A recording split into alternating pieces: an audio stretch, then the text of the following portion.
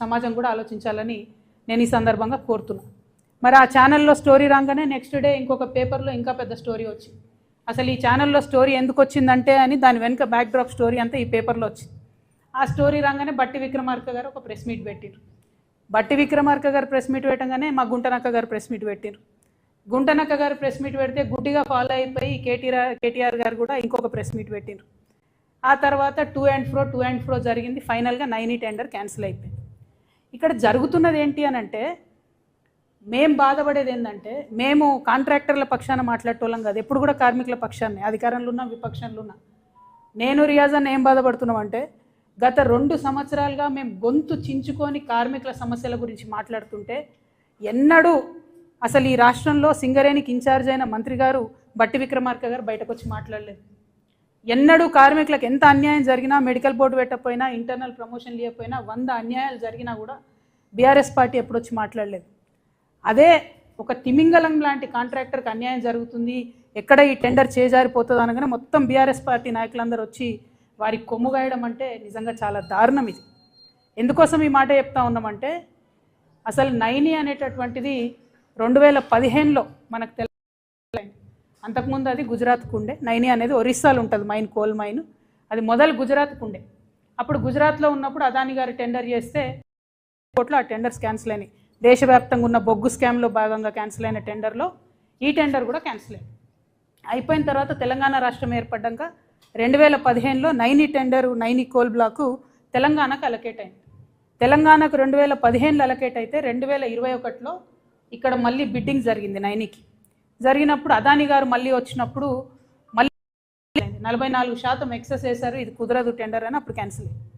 ఆ తర్వాత సింగరేణి నుండి మళ్ళీ టెండర్ ప్రక్రియ అనేటటువంటిది జరగకపోతే మధ్యలో ఒక చిన్న ఓబీ కాంట్రాక్ట్ ఇచ్చారు విపిఆర్ అనేటటువంటి సంస్థకి. ఓబీ అంటే మీదికెళ్ళి మట్టి తీసే కాంట్రాక్ట్.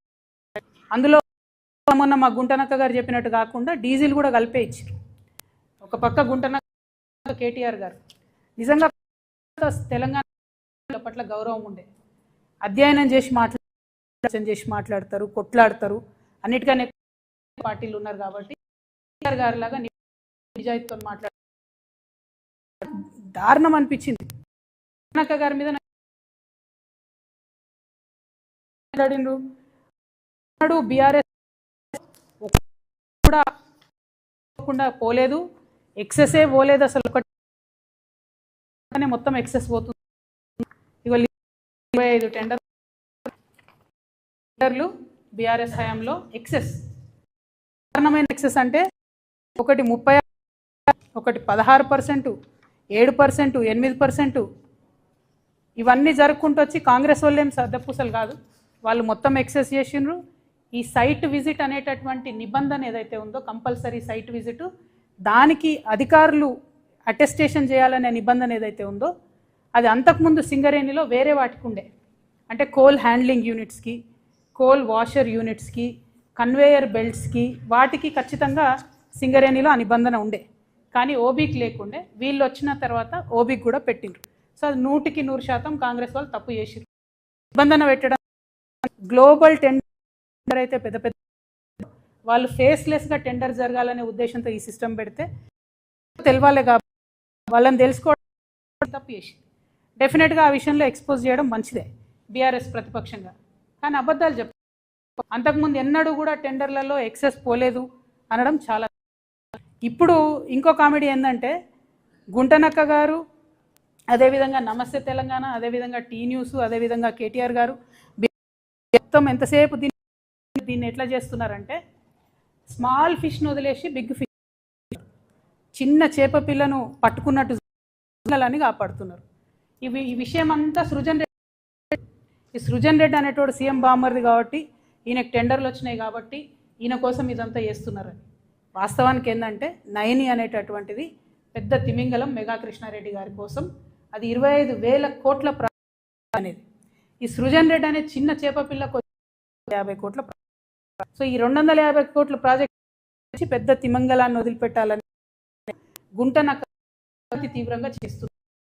ఇక్కడ అంటే ఫస్ట్ నుంచి కూడా గారికి ఈ సృజన్ రెడ్డి ఇచ్చిందే, ఈ సృజన్ రెడ్డి అంటోనికి టెండర్ ఇచ్చిందే, ఈ సృజన్ రెడ్డి అంటోని కాంట్రాక్ట్ పెట్టిందే ఇగుంటున్నాక ఆయన సృజన్ రెడ్డికి మొదటి కాంట్రాక్ట్ వస్తుంది.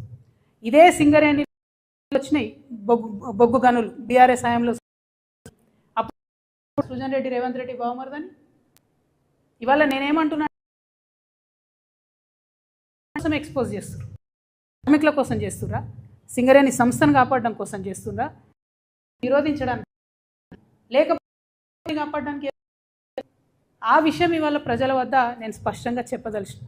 ఇంకొక మాట ఈ గుంటనక్క ఏమంటారు, ఎంత దారుణం అంటే, it is an insult to entire Dalit community. I'm telling you. బట్టి విక్రమార్క గారికి నేను లెటర్ రాయను, కిషన్ రెడ్డి గారికి రాస్తా. బట్టి విక్రమార్క గారు power minister, he has every power in his hand to cancel the tender. ఆయన చేసిండు కూడా నేను టెండర్ క్యాన్సిల్. మరి మీకేమైంది లెటర్ రాయడానికి? ప్రధాన ప్రతిపక్షానికి ఉప ముఖ్యమంత్రి గారు, పవర్ మినిస్టరు, అట్లీస్ట్ మీరు రాయాలి కదా లెటర్. మేము అడుగుతూ ఉన్నాం, మేమేం డిమాండ్ చేస్తున్నామంటే అసలు ఈ ఎండిఓ సిస్టమ్ ఉండకూడదు. ఎండిఓ అంటే సులభంగా ఏంటంటే సింగరేణికి ఆల్రెడీ ఉన్న బొగ్గు గనికి కంప్లీట్గా లీజ్ ఇచ్చేటటువంటి వ్యవహారం. అంటే మట్టి వాళ్ళే తీసుకుంటారు, బొగ్గు వాళ్ళే తీసుకుంటారు, తీసుకున్న బొగ్గును కూడా వాళ్ళే అమ్ముకుంటారు. అట్లా కాకుండా సింగరేణికి మొత్తం ఇప్పటివరకు 19 ఓపెన్ కాస్ట్ మైన్లు ఉంటాయి, 22 అండర్ గ్రౌండ్ మైన్లు ఉంటాయి. ఈ 19 ఓపెన్ కాస్ట్ మైన్లలో వచ్చే లాభంతోనే 22 అండర్ గ్రౌండ్ మైన్లో అత్యవసరంగా వచ్చేటటువంటి లాభాలను సస్టైన్ చేస్తూ కంపెనీని నిలబెట్టుకుంటూ కార్మికులను కాపాడుకుంటూ ముందుకు పోతుంటారు. ఇప్పుడు ఉన్న మైన్లన్నీ మీరు వేరే వాళ్ళకి ఇచ్చేస్తే, ఆ ప్రాఫిట్ అంతా వేరే వాళ్ళకి వెళ్ళిపోతే సింగరేణికి ఏం మిగులుతుంది? ఇవాళ మేము చెప్తా ఉన్నాం, మార్చిలో కూడా సింగరేణికి జీతాలు ఇవ్వడానికి డబ్బులు లేవు. ఎందుకంటే అంతకుముందు బీఆర్ఎస్ గవర్నమెంట్లో 25,000 కోట్ల అప్పు ఉంది జెన్కో అని చెప్పి మొత్తుకునేది రేవంత్ రెడ్డి గారు, సీఎం గారు. ఇవాళ దాదాపు 50,000 కోట్ల అప్పు ఉంది సింగరేణికి. జెన్కో నుండి రావాల్సింది, ట్రాన్స్కో నుంచి రావాల్సిన లెక్క పెడితే అవి ఇస్తలేరు. ఇవ్వకపోతే ఏం చేస్తుంది? సింగరేణి జీతాలు ఇవ్వాల్సిన ప్రతిసారి కూడా బ్యాంకు పోయి అప్పు తెచ్చుకుంటాం, మళ్ళీ దానికి మిత్తి కట్టాలి, మళ్ళీ నెక్స్ట్ మంత్ జీతాలకు మళ్ళీ పోవాలి, మళ్ళీ అది బర్డెన్ అవుతుంది. సో అల్టిమేట్గా ఆల్రెడీ నష్టాలలో ఉన్న సంస్థను పూర్తిగా కిల్ చేసేటటువంటి ప్రయత్నం తప్పితే ఇది సింగరేణికి కానీ, సింగరేణి కార్మికులకు కానీ, తెలంగాణకు కానీ లాభమయ్యే అంశం కాదు. మేము తెలంగాణ జాగృతి తరఫున బట్టి విక్రమార్క గారికి ఉత్తరం రాస్తూ ఉన్నాం. ఎండిఓ సిస్టమ్ దయచేసి రద్దు చేయండి. మీరు ఆల్రెడీ 90 టెండర్స్ రద్దు చేసిండ్రు. Let Singareni do it's open cast in 90. ఎందుకు చేయలేం మనం? అక్కడెక్కడో రాజస్థాన్లో పోయి పవర్ ప్లాంట్ పెడతారు, ఇంకెక్కడో గుజరాత్లో పోయి ఇంకో ప్లాంట్ పెడతారు. ఒరిస్సాకు పోయి మీరు చేయండి ఓపెన్ కాస్ట్, ఎందుకు చేయరు? ఇప్పుడు ఈ ప్రైవేట్ కాంట్రాక్టర్ కూడా పోవాల్సిందే కదా. మీరు ఒరిస్సాకు పోయి ఓపెన్ కాస్ట్ చేస్తే అక్కడ వచ్చే ఉద్యోగం వచ్చే పిల్లాడు మనోడు వస్తాడు, తెలంగాణ వాడుకు 2 లక్షల రూపాయలు వస్తుంది, జీతాలు వస్తాయి, లాభాలలో వాటా వస్తుంది. ఆ లాభం 25,000 కోట్ల లాభం సింగరేణికి యాడ్ అవుతుంది. నా కార్మికుడికి ఆ లాభాలలో వాటా వస్తుంది. ఎండిఓ విధానం రద్దు చేయాలి. ఇదివరకు బీఆర్ఎస్ గవర్నమెంట్లో తాడిచెర్ల బ్లాక్ 1ని ఎండిఓ కింద ఏఎంఆర్ అనే కంపెనీకి ఇచ్చిండ్రు. ఇస్తే ఇప్పుడు అందులో లాభాలలో ఏ వాటా కూడా మనకు రాదు కదా. అది జెన్కోకి ఇచ్చిండ్రు, జెన్కో నుంచి ఏఎంఆర్కి ఇచ్చిండ్రు. ఏదొచ్చినా ట్రాన్సాక్షన్ వాళ్ళకైతుంది, మనకు పీనట్స్ వస్తాయి లీజ్ అమౌంట్. కోల్ అమ్ముకునే డబ్బు రాదు. మళ్ళీ ఘోరమైన విషయం ఏంటంటే తాడిచెర్ల కూడా గ్రేడ్ 9 కోల్, 9 కూడా చాలా మంచి గ్రేడ్ కోల్, 6,000 పైచిలకు ఒక టన్నుకు ధర వచ్చే కోల్, 4,000 3,500 వచ్చే కోల్ కాదు అది. దీన్ని 25 సంవత్సరాలకు మీరు ఆ పెద్ద తిమింగలానికి కట్టబెట్టే ప్రయత్నం చేస్తున్నారు. కాంగ్రెస్ పార్టీ యొక్క అవినీతిని గమనిస్తూ ఉన్నారు తెలంగాణ ప్రజలు. దయచేసి ఈ విధానాన్ని రద్దు చేసుకోండి. ఈ టెండర్ మీరు ఆల్రెడీ క్యాన్సిల్ చేసిన అట్లనే ఉంచండి, క్యాన్సిల్ చేయండి. కానీ at the same time BRS యొక్క డొల్లతనాన్ని కూడా మేమందరం కూడా గమనిస్తూ ఉన్నాం. దాన్ని కూడా ప్రజలకు ఎప్పటికప్పుడు